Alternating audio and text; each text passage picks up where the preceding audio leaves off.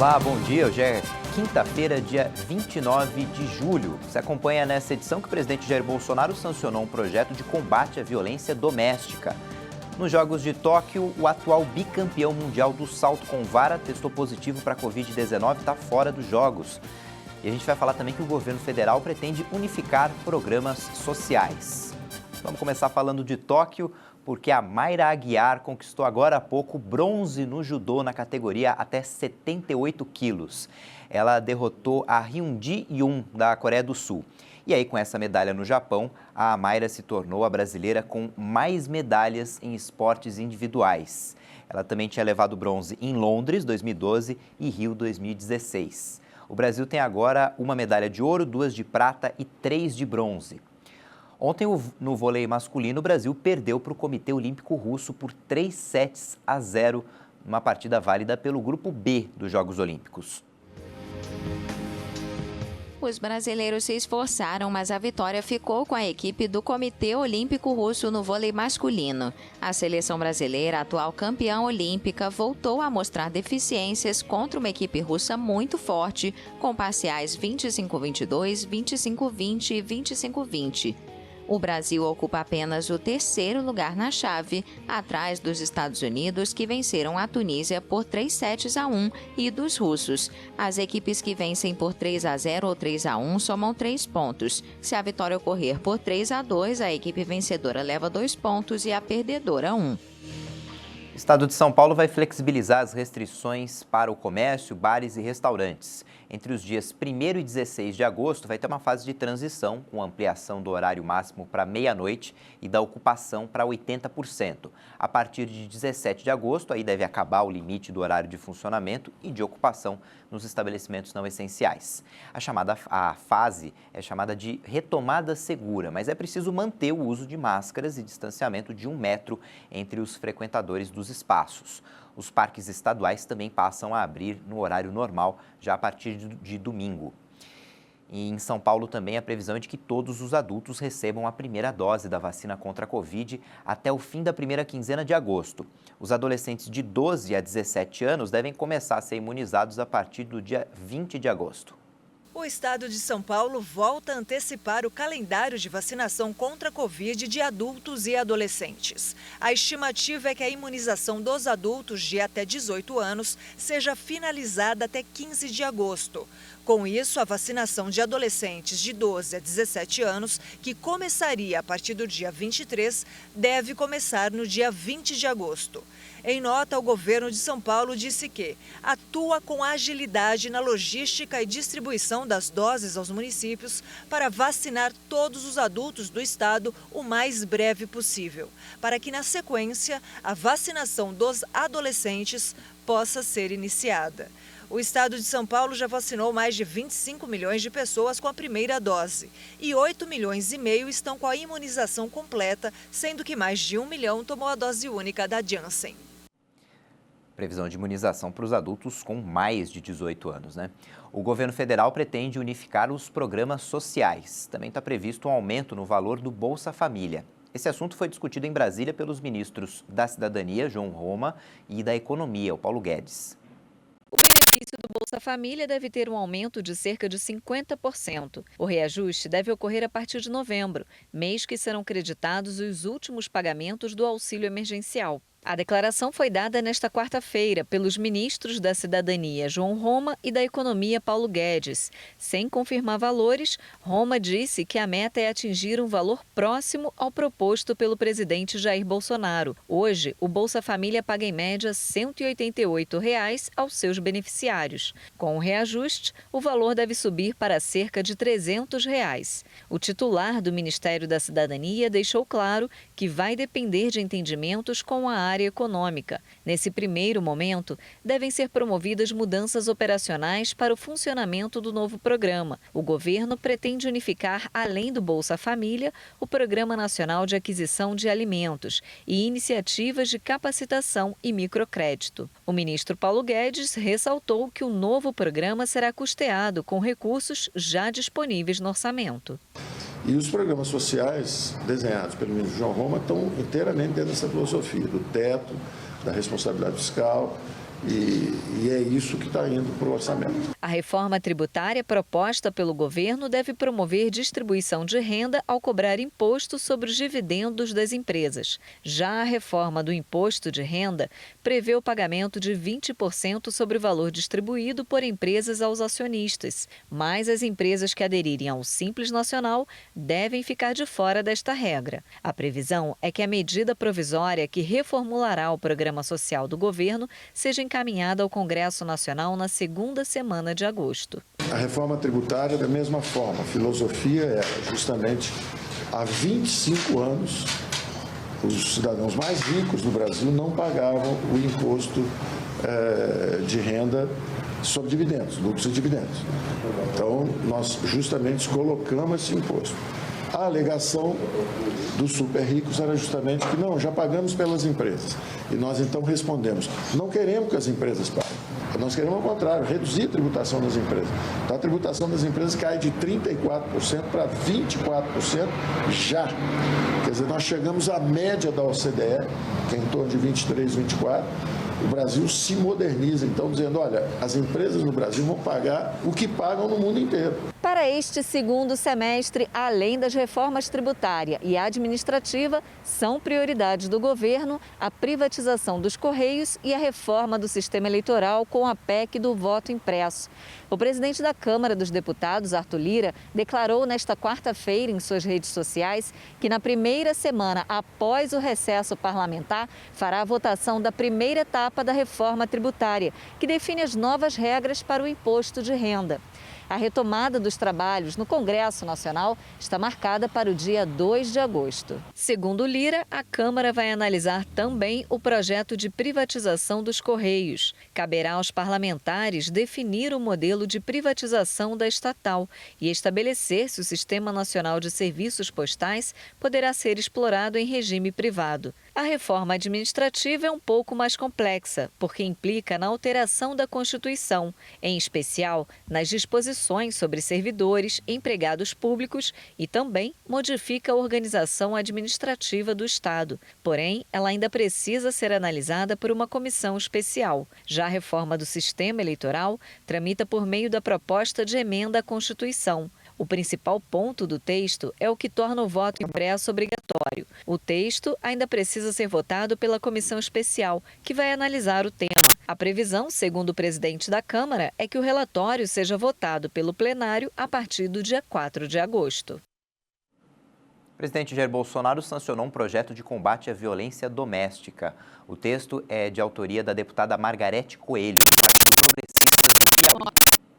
O evento no Palácio do Planalto contou pela primeira vez com a presença do novo ministro da Casa Civil, Ciro Nogueira. Pelo texto assinado pelo presidente Jair Bolsonaro, ficará mais fácil para as mulheres fazerem uma denúncia. Bastará marcar um X em vermelho em uma das palmas das mãos e pedir socorro, sem chamar a atenção do agressor. Deverão apresentar o sinal em um dos locais que aderirem ao programa: farmácias, mercados, hotéis ou repartições públicas. Caberá a eles acionarem a Polícia Civil ou Militar. A ministra Damares Silva elogiou mais uma iniciativa do governo para combater a violência contra as mulheres, que vem caindo, mas ainda apresenta números altos. Os homens, segundo a ministra, merecem um olhar mais atento. Deus os fez mais forte fisicamente porque vocês foram feitos para nos proteger enquanto mulheres. Infelizmente, os homens acham que a sua força física é para machucar mulheres. Não é. É para proteger mulheres. O Rio Grande do Sul registrou ontem neve em mais da metade das regiões do estado, com temperaturas em torno de 1 grau. Os moradores e turistas de Gramado, na área da Serra, viram os primeiros flocos no meio da tarde. Em pouco tempo, o assunto se tornou um dos mais comentados na internet. Vários vídeos foram postados nas redes sociais e aí mostram justamente a cidade coberta de neve. Foi possível ver até o acúmulo de neve em veículos e árvores. Além do município de Gramado, também teve imagens de neves compartilhadas na internet, registradas em Canela, que fica ali do lado, Arvorezinha, Caxias do Sul, Pelotas, e São Francisco de Paula. A temperatura mínima prevista para hoje em Gramado pode ser de menos 3 graus e a máxima vai chegar só a 6 graus. Vamos ver como é que fica o tempo em todo o país.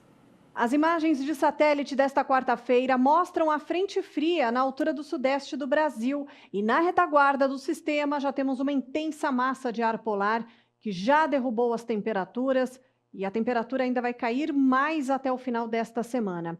A quinta-feira vai ser um dia com chuva no Brasil apenas na região norte e também ao longo da costa do Nordeste. Também chove entre o Rio de Janeiro e Espírito Santo com a passagem da frente fria pela costa. Nas outras áreas do país, a expectativa é de tempo firme e muito frio entre o sul, áreas do sudeste e também do centro-oeste, inclusive com potencial para a formação de geadas. E como ainda tem umidade entre a região serrana do Rio Grande do Sul, Santa Catarina e Planalto, e com muito frio, pode acontecer ainda a queda de neve nestas áreas. O dia vai começar com termômetros abaixo de zero em muitas localidades da região sul do Brasil. Em Porto Alegre, a mínima prevista é de 4 graus e a máxima não vai passar dos 14 graus. Rio de Janeiro, com máxima de apenas 18 graus. Cuiabá, 27 graus. E em Manaus, mesmo com a chuva, a máxima consegue alcançar os 29 graus. A sexta-feira vai ser um dia muito gelado ainda no centro e sul do Brasil, com formação de geadas no sul do país, também em áreas de São Paulo e sul de Minas, além da metade sul do estado de Mato Grosso do Sul. O ministro de Minas e Energia, Bento Albuquerque, afirmou que o Brasil não corre risco de racionamento ou apagão elétrico por causa da crise hídrica. O Brasil está enfrentando uma grande crise hídrica em decorrência da maior estiagem dos últimos 91 anos. No início do ano passado, 6 dos 7 reservatórios que abasteciam a Grande São Paulo estavam com mais de 85% de seus níveis máximos. Bento Albuquerque disse que a pasta tem atuado em conjunto com outros atores, como governos estaduais, operadores do setor de energia e também o parlamento, para buscar saídas para a crise no setor. Segundo o operador nacional do sistema elétrico, o país passa pela pior crise hidrológica desde 1930. No final de junho, o governo editou uma medida provisória para criar a Câmara de Regras Excepcionais para a Gestão Hidroenergética, a CREG. Primeiro, nós estamos trabalhando com bastante transparência e as medidas estão sendo adotadas desde que percebemos que tínhamos a menor afluência dos últimos 91 anos. E isso foi observado em outubro do ano passado. Então, desde então, estamos adotando medidas para que nós possamos preservar os nossos reservatórios e que tenhamos todas as condições por passar por esse momento de escassez hídrica e chegarmos em 2022 em melhores condições. O Brasil voltou a crescer, a economia está voltando à sua atividade normal e a energia, como vocês aqui falaram inicialmente, é essencial para qualquer país, principalmente para um país com o potencial que o Brasil tem em se desenvolver. Entre as atribuições do grupo presidido por Albuquerque está determinar alterações na vazão dos reservatórios das usinas hidrelétricas do país, envolvendo definições para limites de uso, armazenamento e vazão. O ministro de Minas e Energia disse ainda que entre as ações que estão sendo adotadas está o uso de todas as fontes de energias disponíveis, como as termoelétricas, que têm um custo de acionamento mais caro. Nessa quarta-feira, o ministro participou da reinauguração de uma dessas usinas, a usina termoelétrica William Marjona, em Campo Grande, no estado do Mato Grosso do Sul. E você vai ver a seguir que o atual bicampeão mundial de salto com vara, adversário de Thiago Braz, está fora das Olimpíadas porque está com Covid. A gente volta já.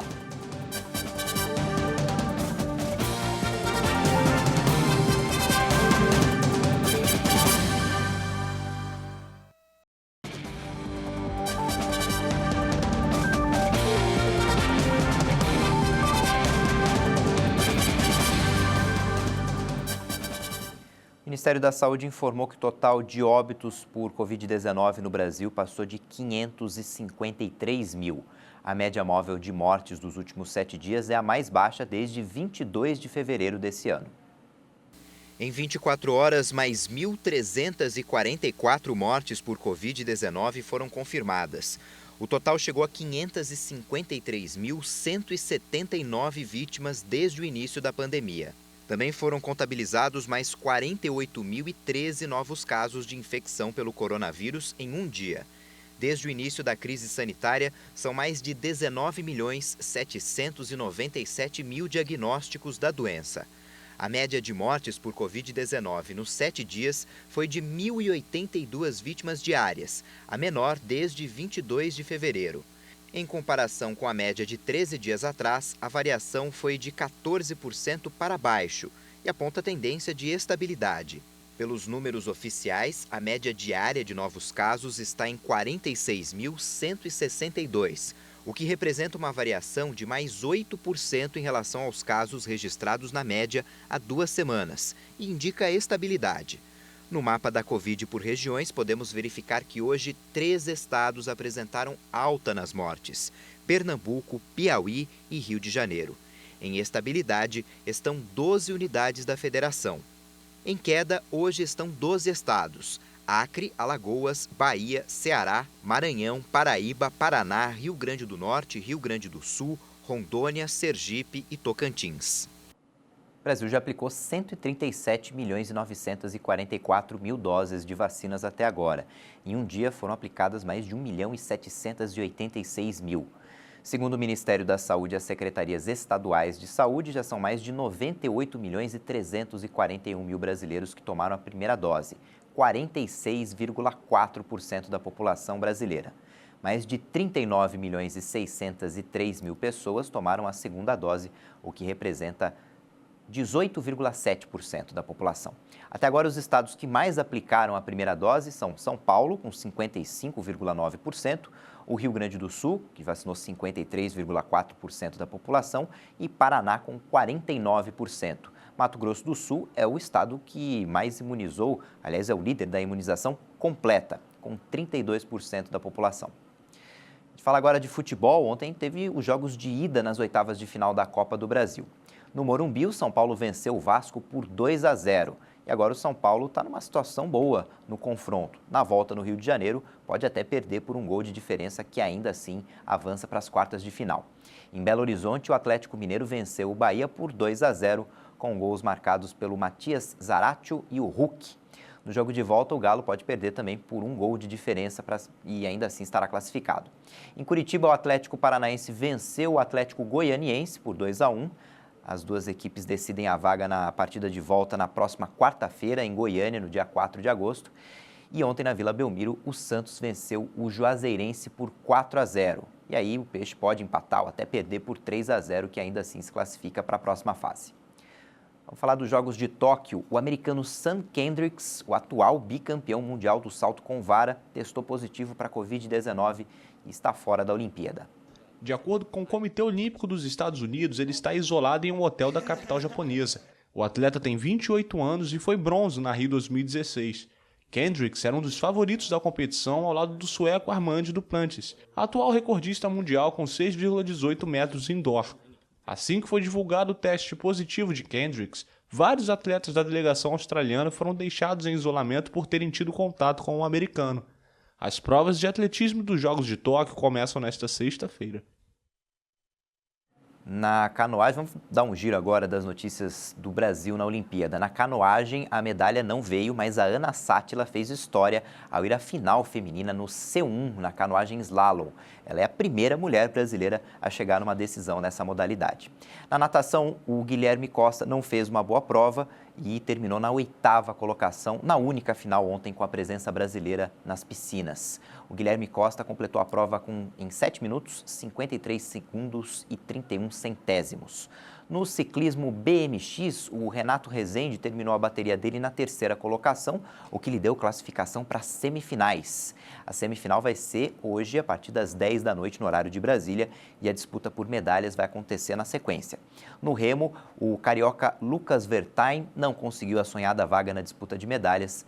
Ele se classificou bem na primeira fase, mas o remador de 23 anos acabou terminando na 5ª posição na primeira semifinal da modalidade. Bom, apesar disso, o desempenho dele em Tóquio já é o melhor da história do Brasil no remo. Foi a primeira participação do Lucas numa Olimpíada.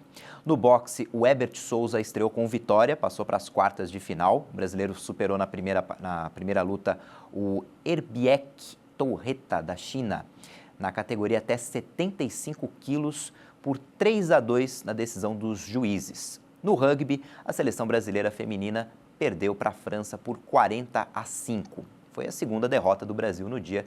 O Brasil já tinha perdido para o Canadá por 33-0. E hoje tem ginástica artística. A Rebeca Andrade compete, está indo bem por enquanto.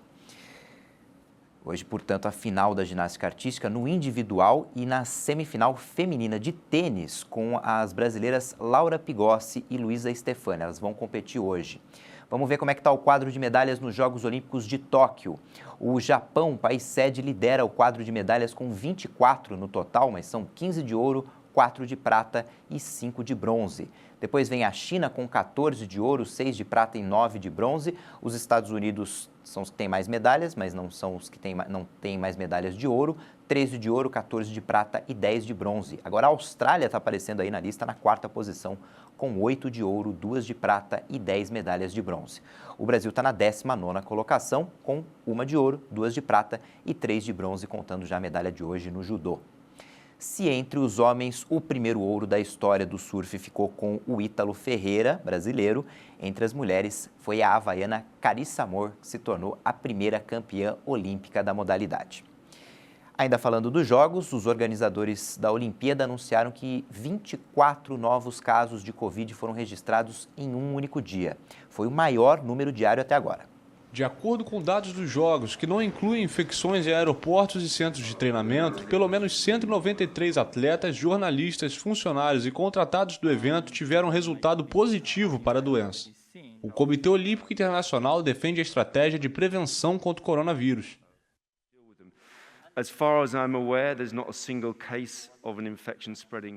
Pelo que eu sei, não há um único caso de infecção se espalhando para a população de Tóquio pelos atletas ou pelo movimento olímpico. Não tenho muito mais a dizer. Acrescento que estou ciente também que não ocorreu um único caso grave entre as nossas partes interessadas. Os organizadores insistem ainda que os Jogos não pressionam o sistema médico japonês. Apenas 2 pessoas ligadas ao evento estão internadas e metade dos que precisaram de atendimento recebem assistência das próprias equipes médicas. Das pessoas ligadas aos Jogos que tiveram resultado positivo, 109 são residentes no Japão e os demais procedentes do exterior. O handebol feminino brasileiro perdeu a partida contra a Espanha por 27-23 na 3ª rodada do Grupo B. A equipe do Brasil iniciou bem, abrindo vantagem no placar, mas no meio do primeiro tempo as adversárias conseguiram igualar. Já na etapa seguinte, as espanholas tiveram maior domínio graças à grande apresentação da goleira Silvia Navarro. Agora, o Brasil, que tem um empate, uma vitória e uma derrota em Tóquio, fará mais 2 jogos para alcançar uma das 4 vagas da chave para a próxima fase. No sábado, a seleção vai enfrentar a Suécia e no domingo encara a França. Às 10 da manhã tem outras informações e no YouTube você pode rever nossas reportagens. Tchau, bom dia.